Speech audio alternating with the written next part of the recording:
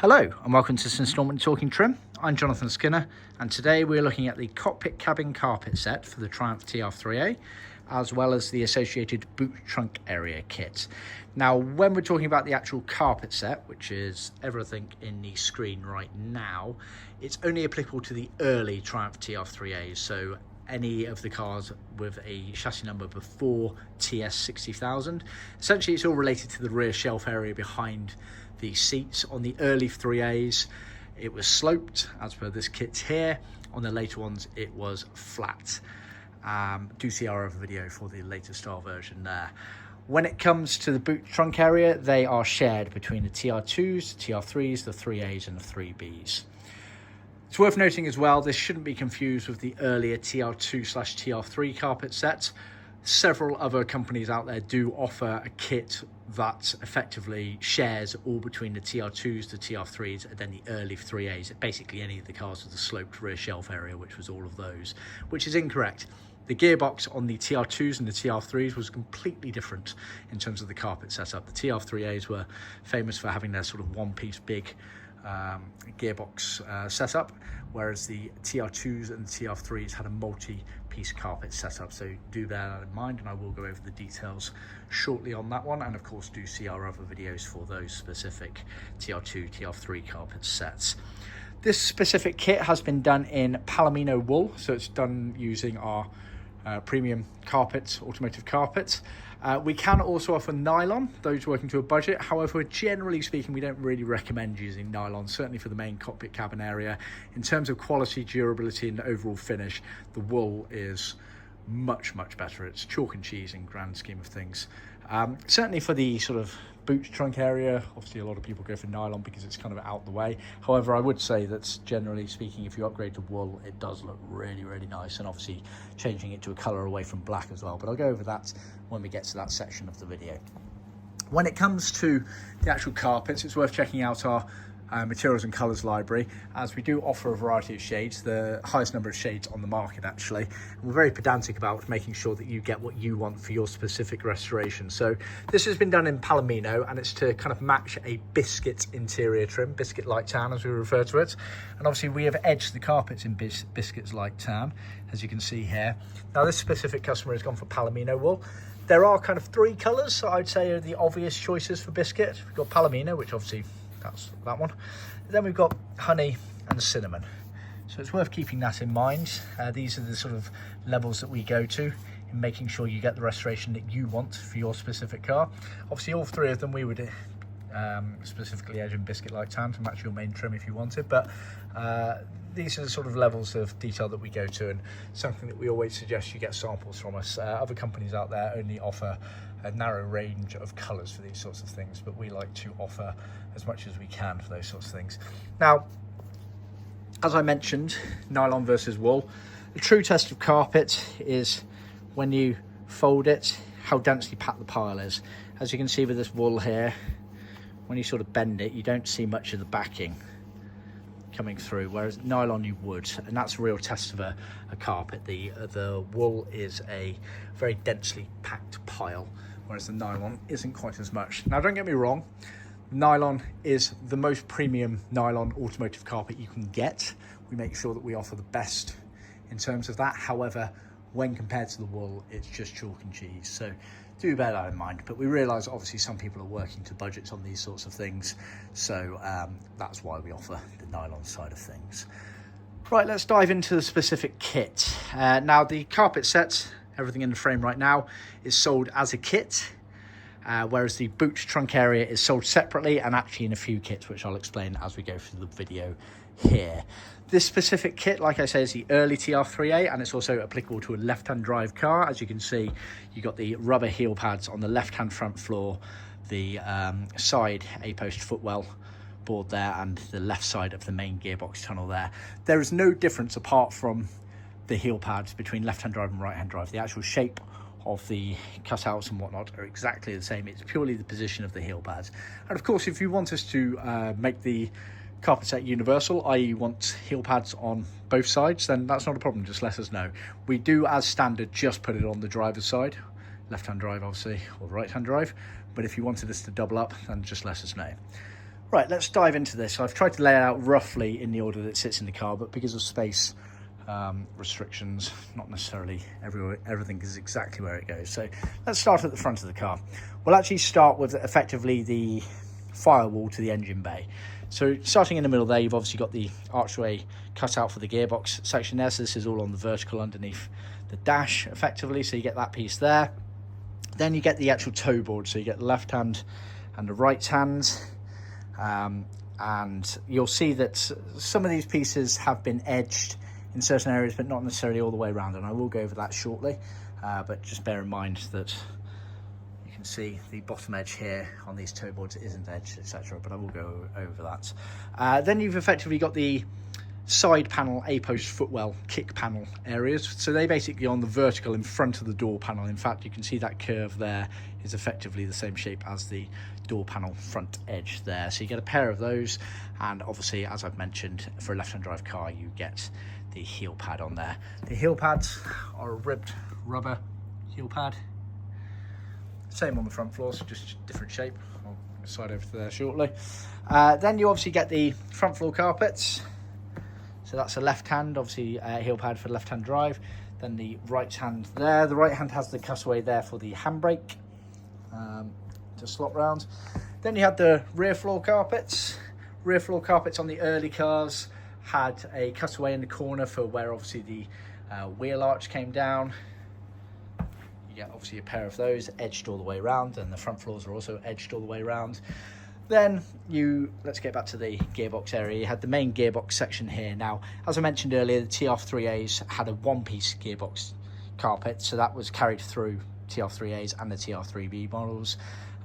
Heel pad just on the left side of the gearbox there for the driver's foot to rest on for left-hand drives. And then it's sewn together there, and this is where the gear stick comes out here. And then this, actually, a lot of people assume that and that are meant to match up, and for both of the handbrake, they're not. That's for a cable tubing that comes out of the gearbox section there, possibly for the speedo. Not entirely sure, but I'm fairly sure that's correct. Now, it's worth pointing out at this stage here, so the 3As had the one-piece gearbox, and as I mentioned earlier, a lot of the other carpet suppliers on the market offer the same sort of spec for the TR2 and the TR3s, which is incorrect. And this shows it here. So you've got the TR3, it's got the one-piece carpet here, so that's actually incorrect. Whereas this, showing a TR2, you can see the multiple piece just about. But either way, trust me on that one. And do see our other videos showing all of this. But the TR2s and TR3s, the carpet sets were identical, and they had a multi-piece element for the gearbox, so a separate piece for where the gear stick came out, and then over the clutch housing there they had lots of different pieces, whereas the TR3A then adopted the one-piece version, which had its pros and cons. A bit less confusing to fit, but actually a bit harder to fit in terms of making sure the shape and bagginess. You can even see here in this photo the bagginess down here, and that's all down to the fitment. We have tried to keep things true in terms of the overall dimensions and shape of it, but we've actually made subtle improvements working with many high-end restorations and restorers in the industry over the course of years to try and make it a better fit, shall we say. But ultimately it's not particularly great design by Triumph, and so you have to just keep that in mind. But there are definitely ways of making sure that it looks less baggy during the fitment process, so do contact us for more details when you come to fitting that side of it. More than happy to help. Moving a bit further back, you obviously had the prop shaft tunnel in between the seats, and then at the back here, this is the rear shelf area that I was talking about, sloping down. Again, I'll just refer to it here. Although this is a TR2, it's exactly the same concept on the rear shelf, so you can see it sloping down. You can just about make it out in that one there. So that section there is a trimmed millboard panel, as you can see there, and it's got the excess which gets tucked underneath the bulkhead. Then it's trimmed and bound all the way down. That flaps down there onto effectively the back end of where this prop shaft tunnel is. And then these pieces, they went on the effectively the lower bulkhead, the lower kick boards at the back of the car, so they sort of bent round the corner effectively. Oh, you can just see the corner of it there, so it's bending round that corner underneath the wheel arch, and then across the lower bulkhead underneath that shelf area there. Unfortunately, I don't think we're going to get any better images of that. But do contact us for fitment advice, etc. I have hundreds of photos on our system showing these cars either trimmed up or part trimmed, so bear that in mind. So that's effectively the carpet set there. Now before I go into the boot trunk area, let's go over a few bits and bobs related to the carpet set that's worth noting. So I mentioned binding. We use leathercloth binding, or vinide as some people refer to it as, and that is the original material used during this era of production. It's the same stuff we use for the majority of our piping as well. A lot of other companies out there don't. They will use vinyl because they don't want to go through the efforts of having two different materials in stock. Vinyl, when you use it for carpet edging, doesn't look right in my opinion. It's quite a bit fatter, clumpier, ripples up a bit more. Do see our blog post and YouTube video that I plan to do on the differences between vinyl and leathercloth edging, but we use leathercloth as standard for all of our carpets, so bear that in mind. Again, it's some of the little touches like this that we do that others take shortcuts on, that put us at the premier end of the industry and has done for almost 50 years now. So we leathercloth edge our carpets. It's also worth noting that, as you can see, not all of them are edged all the way around, and a general concept on edging of carpets is that no raw edge should be on show when everything is said and done in the car. So when everything's fitted, any raw edges will either be hidden underneath an adjacent panel or hidden underneath an adjacent edged carpet. So a really good example of that is obviously this gearbox tunnel and this prop shaft tunnel here, where you've got bits that are edged, that are on show. Let's use this prop shaft as a good one. So you've got the front edge and the back edge, which are roughly on show when everything's fitted, but the left and right edges are not. And the reason for that is they will tuck underneath the adjacent edge of the rear floor carpets when everything's said and done in the car. And with that as well, we've always tried to make improvements to the original designs of these things, and that's allowed us to make improvements in those regards, so that we often make the left and right edges, or rather the unbound edges, wider or deeper than they actually need to be on purpose, so that basically when you've trimmed it over and put your fixings in or use your glue, you are tucking excess underneath the adjacent carpets, and therefore, one, the weight of that allows the carpet to sit in place a lot neater, but it also means the idiosyncrasies of the inconsistent production lines of the 60s and 70s kind of era and 50s era are a little less of a problem, because the carpet flows in between each pieces. So even when you're kind of driving along and whatnot, and there's subtle movements in the carpets, because some of our pieces are wider than they need to be deliberately, those subtle movements don't matter, because it's kind of covered within the frame of the wider pieces. So a lot of these pieces have been worked on and have been tweaked very subtly by design to make it a better fit within your, should we say, individual idiosyncratic sort of car and whatnot. So just bear that in mind. Yeah, I think that kind of covers it on the bound edges of things. But yeah, gets a really nice finish using leathercloth. Lovely corners, very neat and tidy as you go round. Then worth noting on the carpet set as well, we supply natural jute felt as a separate kit.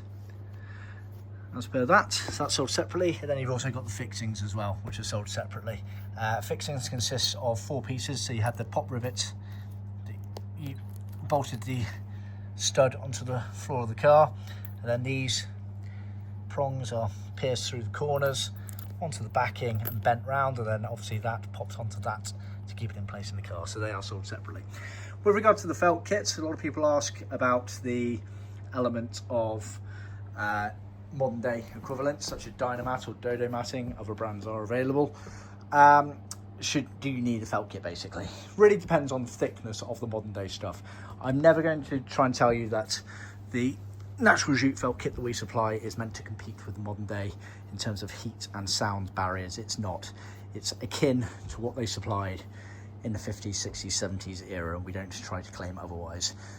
What I would say is the modern day heat and sound barrier kits are normally very thin. I've got it fitted in my car, and it basically goes down to nothing when you fit it in the car. So if that's the case, we always recommend that you use one of our felt kits as well on top of it.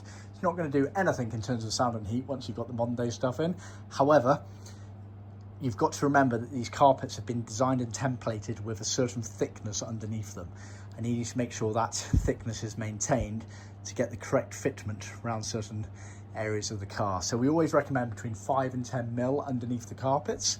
So as long as your modern day equivalent is doing that, then you'll be absolutely fine. But if it's not, then we do recommend one of our natural jute felt kits, which is about 6 millimeters, as that means that you have the correct thickness underneath. It's worth noting as well, it does give you a nice softer feel underfoot.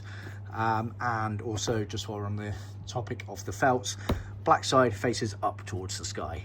Often people get confused with that element of things, so just bear that in mind. So I believe that's the sort of cockpit cabin area sorted. Let me just grab the book for further reference, and we'll go on to the boot trunk kit. Sorry, excuse me, I managed to fracture my ankle recently, and so I'm in a boot support at the moment, which is a bit of a pain to move in, quite literally. Anyway, boot trunk kit. Now, originally on the TR2s, 3As and 3Bs, which this applies for, it was a fairly basic boot trunk area, akin to what you see here. So it was always black. You had a boot liner board, which was black millboard with a grain facing on it, akin to kind of leather finish on there. Had a crease on the very bottom edge to allow it to sort of turn onto the floor there. Had a cutaway here for the wiring loom to stick through into the boot area of the car. So that was what was originally. You just had a, we call it a boot liner board, other people call it a fuel tank cover. But that's effectively this piece here. Then you had a boot mat. Now the boot mat was always black again. Quite often just a cheap carpet, so it just would have been nylon. Some cars left in hardura, which was the felt back plastic material, which we can offer as well. See our website for details on that. Or you can upgrade it to wool if you wanted.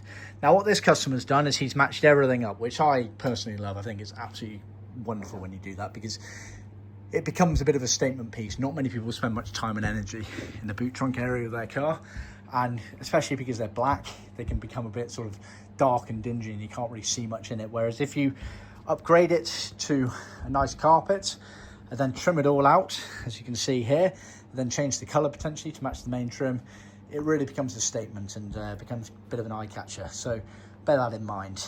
Now obviously you can see there's more pieces here than original. So obviously boot mat's a boot mat, boot liner board is a boot liner board, and then you had the boot side areas.